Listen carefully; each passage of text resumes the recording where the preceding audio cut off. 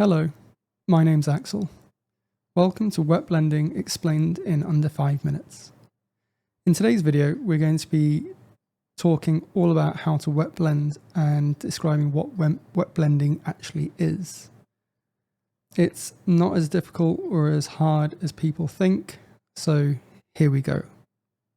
I'll be using a Winsor & Newton Series 7 brush just for the purpose of this demonstration, and all I'm using as a mixing medium is water. You can use other mediums such as retarders to help with drying time, and I'm going to be using a piece of plastic card as my palette. The plastic card isn't primed, just to show you the technique. It doesn't need to be, because this is all about the principle. I'm using two paints here, one which is a red colour, it's from Citadel, so is the other which is a blue colour, also from Citadel. Now what you can't see me doing is I have a wet palette just off to my right, and I'm taking a blob of each colour of paint, putting it on the wet palette and adding another blob of water to that paint to make a mix of approximately 50% water to 50% paint.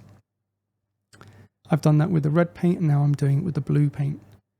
Now in essence, all wet blending is, it's mixing two colours or different tones of the same colour together on your palette or piece, whether it's paper, a miniature, canvas, or whatever it is, and mixing those two paints together whilst they're still wet to create a smooth blend.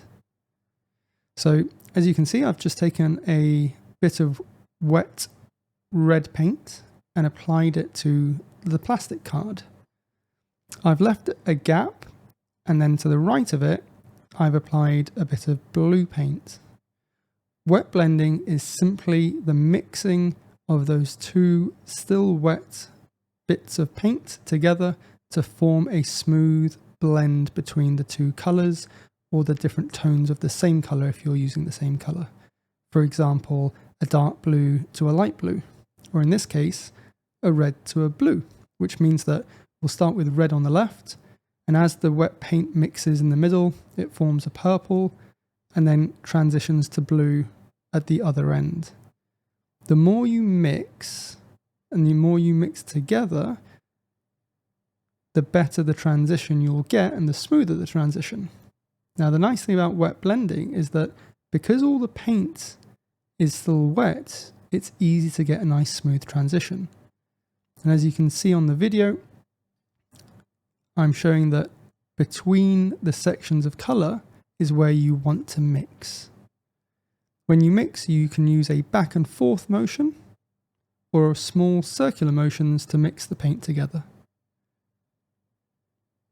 That's pretty much it. Wet blending, explained in under 5 minutes. Nice and easy. Now, I showed you this on a piece of plastic card, but you can do it on miniatures as well.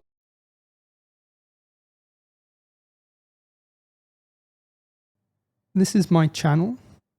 I love to paint miniatures, and so this concept is going to be explained on a miniature. So we're looking at the shoulder pad of this custodian guard now. Now, if I wanted to use wet blending, I could apply some of that red paint, let's say at the top of the shoulder pad, and then apply a bit of it at the bottom.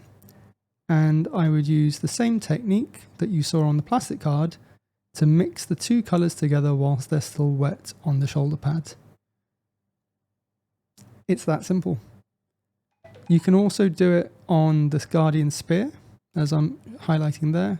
You could, let's say, use a light blue colour at the top of the spear and a dark blue colour at the bottom of the spear. That would allow you to mix the wet colours together to form a smooth transition as you go down the blade. I hope you enjoyed this 5-minute video tutorial. Thanks for watching, and I'll see you in the next video. Peace out and happy painting.